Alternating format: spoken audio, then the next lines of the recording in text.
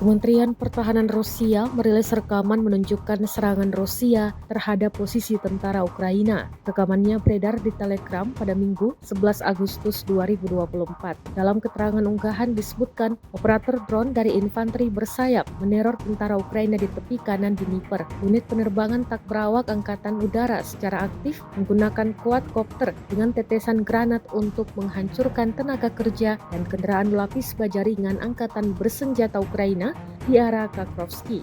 Serangan akurat diklaim Rusia sukses melemahkan tentara Ukraina di wilayah tersebut. Rekamannya pun menuai berbagai komentar dari warganet.